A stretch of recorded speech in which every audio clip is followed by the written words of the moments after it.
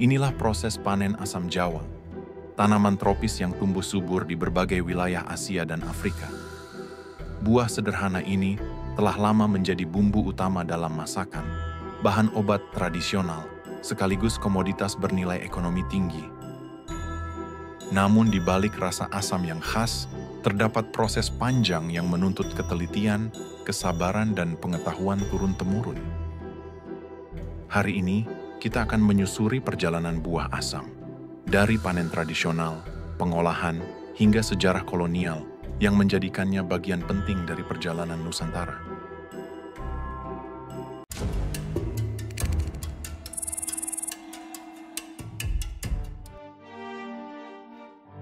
Pohon asam Jawa memiliki nama ilmiah, Tamarindus indica, termasuk dalam keluarga kacang-kacangan.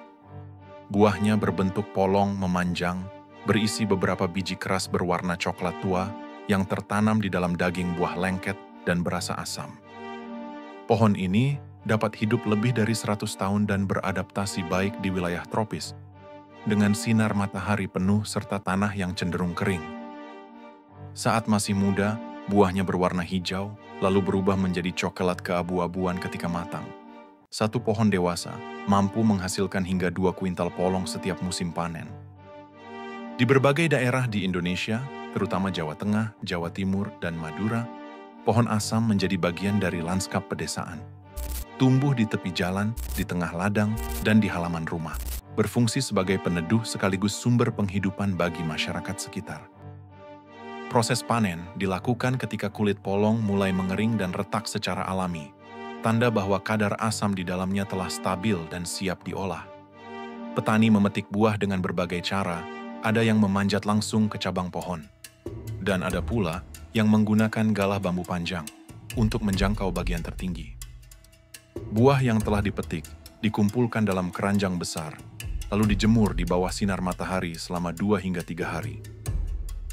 Tujuan utama dari proses ini adalah menurunkan kadar air, memperkuat aroma, serta memperpanjang masa simpan secara alami.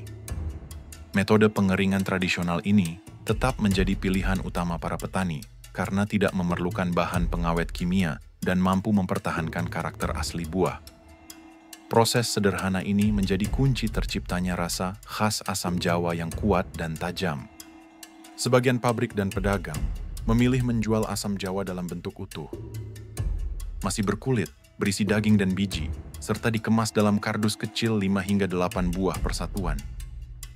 Bentuk ini banyak dijumpai di pasar ekspor Asia Selatan, Timur Tengah, dan juga di pasar lokal Indonesia sebagai produk premium natural.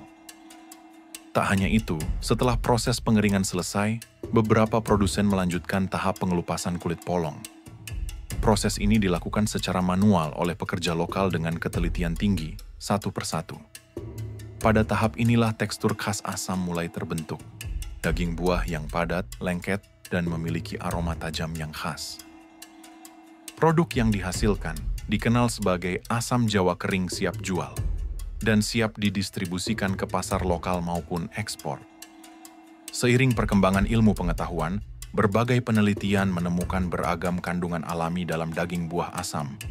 Beberapa di antaranya adalah asam tartarat, asam malat, magnesium, kalium, serta sejumlah antioksidan kuat. Kandungan tersebut berperan penting dalam menjaga metabolisme tubuh, membantu pencernaan, dan menurunkan kadar kolesterol. Kisah asam Jawa di Nusantara tidak hanya berkaitan dengan rasa dan produksi, tetapi juga dengan sejarah panjang masa kolonial.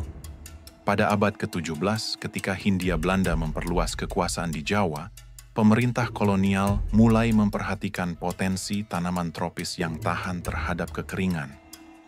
Asam Jawa termasuk dalam daftar tanaman yang dianggap strategis. Belanda mendorong penanaman pohon asam di sepanjang jalan raya dan sekitar pemukiman, sebagai peneduh serta penguat struktur tanah. Namun di balik kebijakan itu terdapat kepentingan ekonomi yang lebih besar.